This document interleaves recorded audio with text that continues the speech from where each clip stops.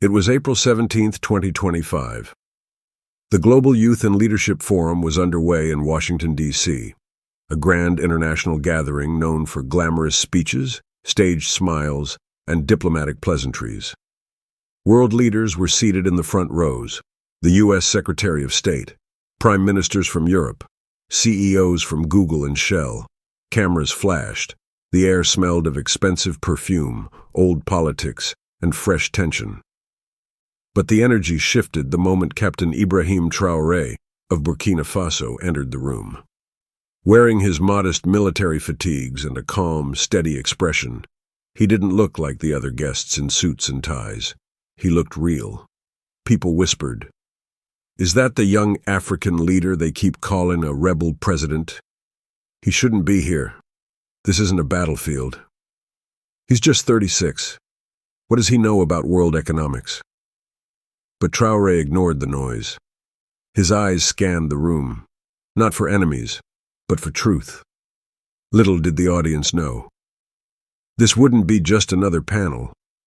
This moment would shatter illusions, question power, and expose a pain too long buried. And someone in that room was about to deeply regret underestimating him. The moderator smiled as she introduced the panel. "We welcome President Ibrahim Traoré of Burkina Faso, here to speak on youth leadership and economic resilience." Applause followed, polite but hesitant. Traoré stood, nodded respectfully, and stepped forward. His voice was calm, his French-accented English clear. But his words, they didn't play by Washington's rules. "In my country, children walk 6 miles to school while foreign trucks roll past with gold from our soil. We speak of partnership, but we live in plunder. And when young Africans rise to reclaim their land, they are branded rebels instead of leaders." The audience shifted uncomfortably. A few cleared their throats. The moderator scribbled something nervously. Traoré continued, his voice unwavering. "We are not poor. We are pillaged. Africa does not need aid. Africa needs respect and the right to breathe without permission." Whispers turned into murmurs. The moderator's smile faded. Exactly 7 minutes in, she interrupted. With a smirk, she leaned forward and said, "I'm sorry, but you don't deserve this stage if you're going to spread this kind of rhetoric." The room froze. Even the camera stopped zooming. Everyone waited for Traoré's reaction, but nobody was ready for what would come next. He didn't blink. Captain Ibrahim Traoré stood still. No anger, no reaction. Just silence, so sharp it felt like the air cracked in two. He slowly turned to the moderator and said just one sentence. "Maybe I don't deserve this stage, but my people deserve the right to speak after 400 years of silence." You could hear a pin drop. A soft gasp echoed from the back. One woman in the front row clutched her chest. The moderator opened her mouth, then closed it again. Behind the cameras, a sound technician wiped away a tear. It wasn't just what he said. It was how he said it. Not in anger, but with heartbreak. With the weight of millions. And suddenly, this wasn't about protocol anymore. This was about truth. One by one, members of the audience stood up. An African-American senator, a Latin American activist, even a retired European diplomat. Some with tears in their eyes, others just stunned. The moderator couldn't speak. Her hands trembled beneath the table. For the first time in years, the stage belonged to someone who didn't want applause.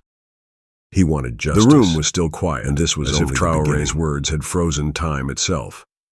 But instead of continuing with policy or statistics, he took a deep breath and began to tell a story. Not from the books, not from reports, but from his own childhood. "I was 8 years old," he began, "and I remember my uncle taking me to a gold mine, not to show me its beauty, to dig. You could feel the air thicken. No helmet, no gloves, just my bare hands and a rusted pan. I remember the heat, I remember the silence of the other boys. We worked all day, our skin covered in dust. My friend Karim fainted that day. We thought he died. He didn't. But something in him did. He looked at the audience, many now leaning forward. That evening, a truck from a foreign company left the mine, full of gold bars. And yet, I went to bed, hungry. A woman in the third row wiped her cheek. He didn't share this to shock them. He shared it because truth shouldn't be sugar-coated. And in that moment, even those who doubted him started to feel something they hadn't expected. Respect. Behind the towering cameras and stage lights stood a boy, barely 11. He was holding his father's coat, staring wide-eyed at Traoré as he spoke. The boy wasn't just anyone's child. He was the son of one of the Fortune 500 CEOs sponsoring the event. Earlier that morning, he had told his dad, "Why does Africa always look sad on TV?" His father replied, "Because they don't have leaders who build things." Now, as the boy listened to Captain Traoré, everything was changing. Traoré shared how, just months earlier, his government had diverted military funds to build community water wells. How he had fired officials who wore designer suits while children sat on dirt floors in broken schools. How, when he visited villages, mothers didn't ask for money. They asked for dignity. Then Traoré paused and looked directly into the camera. Do not confuse silence with peace. Do not confuse obedience with consent. The boy behind the curtain felt his chest tighten. His small fingers curled around his father's coat. And for the first time, he whispered, "Dad, he's a builder, isn't he?" No one heard him but his father. And that one sentence hit harder than any policy paper ever could. As Traoré spoke, something subtle began happening in the back rows of the auditorium. One young woman, an intern from Kenya, stood quietly and raised her hand in a clenched fist. Then another, a student from Howard University, his eyes red from emotion, stood beside her. Then two more, then 5, then 11. No shouts, no chants, just silence and solidarity. Most people didn't notice at first. The cameras were focused on Traoré. The moderator was still frozen. But those watching the live stream online did notice. The chat exploded. What's going on in the back? Are those people standing for him? I'm crying. This is real. Then, one woman in the audience, a retired UN translator, stood and walked toward the stage, removing her lanyard and laying it at Traoré's feet. She said only 4 words. I failed your people. Traoré knelt, lifted the lanyard, and returned it to her hands. You didn't fail. You stopped watching. That was the moment the moderator lowered her head, and the room realized this wasn't just a speech anymore. It was an awakening. By midnight, the forum's official live stream had been edited. Traoré's most powerful statements? Gone. The moderator's interruption? Trimmed to look like a polite question. The silent protest in the back rows? Never shown. But the internet had already moved faster. One of the Kenyan interns who raised her fist had recorded everything, on her phone, tucked inside her notebook. She uploaded it with a single caption, "Unedited truth. Watch what they tried to erase." Within hours, it had 12 million views. Comments poured in. This man speaks like a heartbeat. Why was this hidden? This is the speech of our generation. Major media outlets scrambled. Some tried to discredit the video, others re-uploaded it with forced commentary. But it was too late. The fire had started. What was meant to be just another staged diplomatic event had become a global reckoning, and while the forum officials slept, thinking they had cleaned up the mess, the world was already awake. Somewhere in a small village in Haiti, a grandmother watched the video and whispered, He carries the voices of the broken. That night, Ibrahim Traoré didn't sleep, because he knew they'd come for him next. The next morning, April 18th, the air around the forum was sharp with tension. Security had been doubled. Officials were whispering. But Traoré remained calm.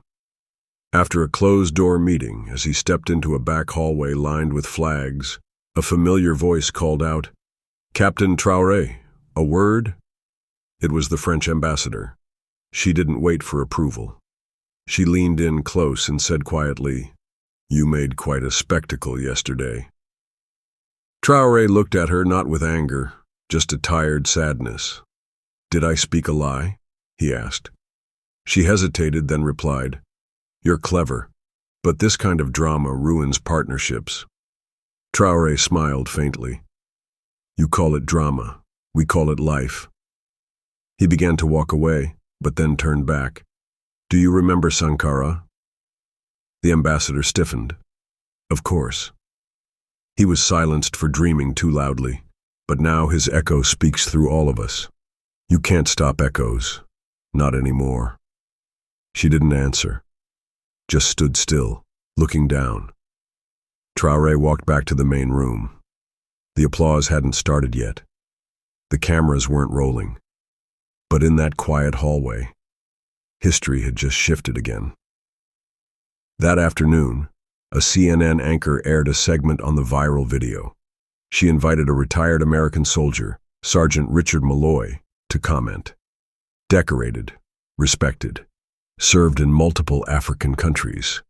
The anchor expected him to condemn Traoré. Instead, something else happened. Halfway through watching the clip of Traoré saying, "Maybe I don't deserve this stage, but my people deserve the right to speak after 400 years of silence," Malloy's voice cracked. He removed his glasses. His lips trembled.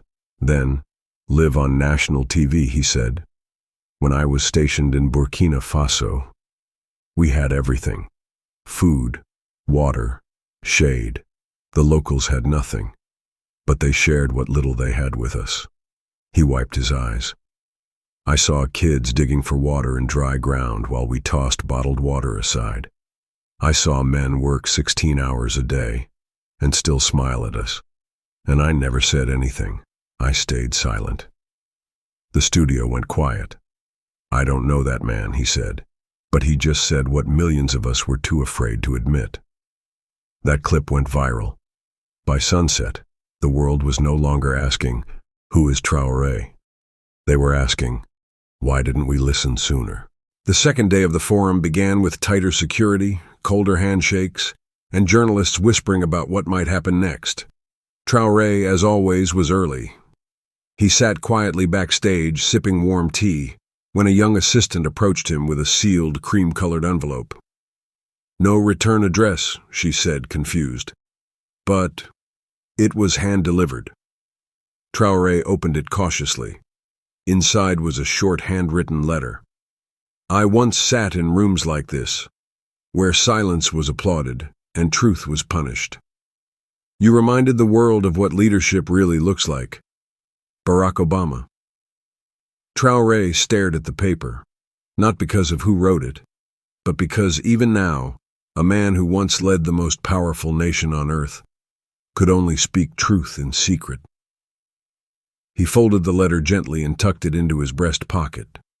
He didn't need public approval. He needed change. That morning, as the moderator awkwardly reintroduced him to a now fully packed auditorium, Traoré gave a half-smile. But the storm in his chest had only just begun. Because in the next session, a single question from a child would tear open wounds the room wasn't ready to face. This session was meant to be lighthearted, a QA with youth ambassadors flown in from around the world. One boy, just 12 years old from Nigeria, stepped up to the microphone. His shirt was too big, his shoes slightly torn. He looked nervous but determined. "My name is Adewale," he said. "My village watched your speech yesterday on a small radio. We had no TV, but everyone cried." Traoré nodded, eyes soft. The boy continued. You said we are not poor. We are pillaged. But if we're not poor, why are we hungry? Why do we still die in hospitals without medicine? Why do my sisters walk an hour for water? The room held its breath. Even Traoré was silent. Then he walked off the stage, slowly, down to the boy. He knelt, so they were eye level. And with the softest voice, he answered, "You are hungry not because your land is poor, but because your leaders were taught to trade your gold for promises, because the world sees profit in your pain. But you, Adewale, are not poor. You are rich with truth, and one day you will speak louder than me." The moderator wept, and so did half the room. That evening, a planned documentary was scheduled to play during the dinner gala. But due to a last-minute technical glitch, organizers decided to instead play a short video that had just been submitted by a Burkina Faso journalist. It was simple. A mother sitting under a tree, holding a torn photo of her son. She looked straight into the camera. "My name is Awa. My son Yakuba died last year during the floods. He was 10. He asked me before he died, 'Why do we live where the water drowns us?' I had no answer." The room was quiet. She held up a letter her son had written to Ibrahim Traoré, never mailed, but found in his school bag. "Dear President Traoré, please make the ground safe again. My feet are tired from running." The camera zoomed in as she whispered, "President Traoré, today I saw you on the TV, and for the first time since my son died, I felt hope. No one could eat after that." One of the Fortune 500 CEOs stood up and left the room, tears streaking his cheeks. Traoré sat motionless, but his hands were clenched tightly in his lap. He wasn't trying to be a symbol. He was trying to keep a promise. She hadn't slept. The moderator, Emma Gaines, was once a respected voice in international affairs, but ever since she had tried to silence Traoré with that sentence, "You don't deserve this stage," she had become the target of global outrage. Still, no one expected what she did next. As the final day of the summit began, Traoré was once again invited to speak. But before he reached the podium, Emma stood. Her voice cracked. "Before we continue, I owe you all something, and I owe him everything." The room quieted. "When I tried to stop President Traoré from speaking, I thought I was protecting diplomacy, but I was protecting a lie." Gasps echoed across the room. "I've moderated over 400 events. I've spoken with presidents, generals, billionaires. But never have I met a leader who made me feel the truth in my bones. And for trying to silence him, I am sorry." Then with trembling hands, she turned to Traoré. "Ibrahim, I'm sorry for being afraid of your honesty. Please, take the stage." Traoré nodded gently. No ego, no smugness, just dignity. And as he stepped forward once more, the crowd stood, not for drama, but for redemption. Traoré's hotel room was simple. No gold trim, no luxury linens. He requested it that way. But at 3:47 a.m., his phone rang. The voice on the other end was one he hadn't heard in years. "Captain," said the elder man, "I admire your fire, but fire attracts wind." It was a former African president, one who had been ousted years ago for trying to challenge the West, now living in quiet exile. "They will come for you," he said, "not with guns, but with gifts, with offers, with distractions. Beware the hand that flatters you." Traoré sat up in bed. "I didn't come here to win friends," he replied. "I came to finish what our fathers started." The voice on the line chuckled softly. "Then may your feet never forget the dust of home, and may your silence never protect a lie." The call ended. Traoré didn't sleep again that night. He walked to the window and looked out at the silent, glittering city. It was strange. So much light, and yet so little truth. The final session. The room was packed. Even those who had skipped earlier events had returned for this moment. Traoré stood at the podium ready to close with a message about youth empowerment and economic justice. But just as he opened his mouth, a woman stood from the very back of the room. She was elderly, thin, wrapped in a colorful African shawl. "I came all the way from Ouagadougou," she said, her voice soft but steady. "Not for a photo, not for a handshake, but to return something to its rightful owner." She walked slowly to the stage. In her hands was an old folded notebook. She opened it. "This belonged to your mother. She wrote in it when she was pregnant with you. My sister was her midwife." She handed it to Traoré. He opened the first page. It read, "I don't know what my child will grow up to become, but I hope he speaks for those I couldn't." Traoré didn't move. His eyes welled, his lips trembled, but he didn't speak. Then he dropped to one knee, not in weakness, in honor. And the room? It rose in silence, tears falling like rain. After receiving his mother's old notebook, Traoré stepped away from the spotlight. He didn't speak again that night, but during a private session the next morning, just hours before flying back to Burkina Faso, he stood one final time. This wasn't on the schedule. It wasn't part of any program. He walked up to the microphone, held the notebook against his chest, and looked out at the stunned audience. "My mother died during childbirth." Gasps echoed softly. "She was 23. She gave her life for mine. I grew up not knowing what her voice sounded like. But now, after reading her words, I feel like I've finally met her." He paused. "I wasn't raised in a palace. I was raised by aunts who sold tomatoes in the sun, by neighbors who gave me books when we had no light, by a country that never stopped believing in me, even when the world forgot us." Tears streamed down his face. "I never wanted to be president. I just wanted to be someone she would have been proud of." At that moment you could hear sniffles from every corner, and not a single person looked away. The room was silent. 3 U.S. journalists sat in the front row. They had been tasked with writing articles titled "Populist Rhetoric at Youth Summit." But now all 3 had dropped their pens.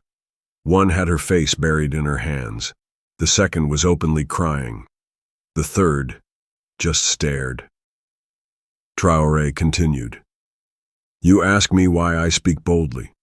Because silence is expensive in Africa. Because every time we stayed quiet, we buried a child. We buried a dream. We buried ourselves." He paused, his voice trembling. "There's a boy somewhere right now, in South Sudan, drinking muddy water, wondering if his life means anything. There's a girl in Congo breaking rocks to feed her siblings. There's a mother in Niger wrapping her dead baby in a cloth she used to sleep on." He looked directly into the cameras. "If I don't use this stage for them, then maybe I don't deserve it." Suddenly the audience stood, one by one. No one told them to. The moderator wiped her face. Even the interpreter couldn't hold her tears. In that moment, everyone forgot their titles, their politics, their flags. They saw only one thing, a man who spoke what they all felt, but were too afraid to say. As the summit drew to a close, Traoré began walking toward the exit. No security, no grand send-off, just him. A man who had carried the voices of millions into a room that once tried to silence them. But before he left, that little boy from Nigeria, Adewale, ran up to him again. "Wait." Traoré turned. The boy held up a small bracelet made of woven thread. "My sister made this. She said maybe it's not gold, but it still means something." Traoré knelt and tied it around his wrist, his hands shaking. Then he whispered, "It means everything." As he stood up, the cameras caught one last image. Captain Ibrahim Traoré, smiling gently, walking out, not as a guest, but as a symbol of Africa's pain, its hope, its fire. And on the screen, the final message appeared in bold. They tried to cut his mic, but the world turned up the volume. If this story made you cry, you're not alone. Drop a comment for Ibrahim Traoré. Tell us what moved you most. Let your voice be heard. Smash that like if you believe Africa's truth deserves a global stage. Hit subscribe for more powerful, emotional stories that bring justice to light. Share this video. Let it be the echo for the voiceless. Because sometimes, one story can change everything.